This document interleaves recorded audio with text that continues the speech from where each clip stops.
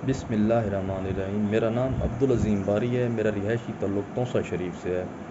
اچھا، 8 مئی thalassaemia day کے طور پر پورے ملک میں منایا جاتا ہے۔ تھیلیسیمیا خون کے سرخ خلیوں کی ایک بیماری ہے جو کہ موروثی ہے۔ پاکستان میں انفارچونیٹلی 4% آبادی جو ہے اس سے متاثر ہے۔ اس کی وجہ سے یہ ہمارے ہاں بہت کامن ہے۔ پاکستان میں تعلیم کی کمی کی وجہ سے یہ بہت ساری انٹر فیملی میرج کی وجہ سے ایسی فیملیز جن میں پہلے تھیلیسیمیا موجود ہے، اس کی وجہ سے اس کا پھیلاؤ کافی زیادہ ہے۔ تھیلیسیمیا میجر جس کو ہم ایک ایسی بیماری کہتے ہیں جس میں ماں باپ دونوں کی طرف سے اب نارمل جین بچے کو ملتی ہیں۔ نارملی 2 جینز ہوتی ہیں جو ریڈ بلڈ سیلز میں ہیموگلوبن جو خون میں پروٹین کو کنٹرول کرتے ہیں، تو یہ دونوں خراب ہونے کی وجہ سے ان بچوں کو بچپن ہی کی عمر سے 1 سال تک پہنچتے پہنچتے خون لگنا شروع ہو جاتا ہے اور پھر تمام عمر ان کو خون لگتا رہتا ہے۔ ان کے خون کے خلیے بڑی تیزی سے ختم ہو جاتے ہیں اور یہ محتاج ہوتے ہیں کہ ہر ہفتے یا 2 ہفتے بعد خون لگتا رہے۔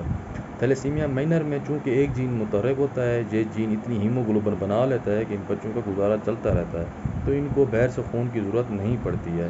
ان کا ہیموگلوبن 9، 10، 11 کی رینج میں رہتا ہے، جبکہ نارملی 14، 15 پر نہیں آتا ہے۔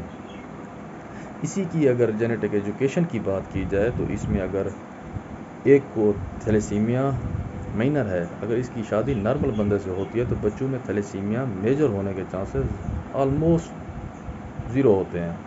اچھا، یہ ایک قابل علاج بیماری ہے، نہ کہ ناقابل علاج ہے۔ اس میں بون میرو کی ٹرانسپلانٹیشن کی جاتی ہے اور وہ اس عمر میں کی جاتی ہے جب بچہ چھوٹا ہوتا ہے، جب تک اس کی جگر، گردے، دل، پھیپھڑوں وغیرہ اس بیماری سے متاثر نہیں ہوتے، تو اس ٹائم اگر اس کی ٹرانسپلانٹیشن کروا لی جائے تو وہ اس کے سکسیس ریٹ کافی بہتر ہوتے ہیں۔ اچھا، اس ٹرانسپلانٹیشن کا طریقہ کار جو ہے وہ اسی طرح ہی ہے کہ جیسے آپ کے گھر میں کوئی کیاری ہو جس میں جڑی بوٹیاں اگی ہوئی ہوں، تو آپ ان جڑی بوٹیوں کو تلف کر کے اس میں نئے پودوں کے بیج ڈال دیتے ہیں، تو وہ نئے پودے پھر اس کیاری میں نشو نما پاتے ہیں، جبکہ وہ جڑی بوٹیاں بالکل ختم ہو جاتی ہیں۔ اس کا بھی ایسا ہی ہے ٹرانسپلانٹیشن کا، کہ جب ہم ٹرانسپلانٹیشن کرواتے ہیں تو وہ بچے تقریباً نارمل ہو جاتے ہیں اور ان میں ریڈ بلڈ سیلز بننا شروع ہو جاتے ہیں۔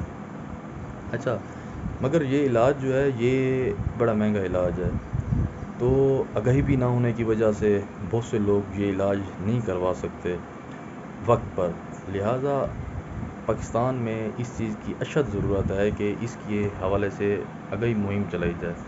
لہٰذا میں آپ سے یہ درخواست کرتا ہوں کہ آپ خود بھی اس آگہی مہم کا حصہ بنیں اور اپنے دوستوں سے بھی درخواست کریں کہ تھیلیسیمیا کی آگہی مہم کا حصہ بنیں، تاکہ یہ بیماری ہمارے ملک سے دور ہو جائے، ختم ہو جائے۔ جزاک اللہ خیر۔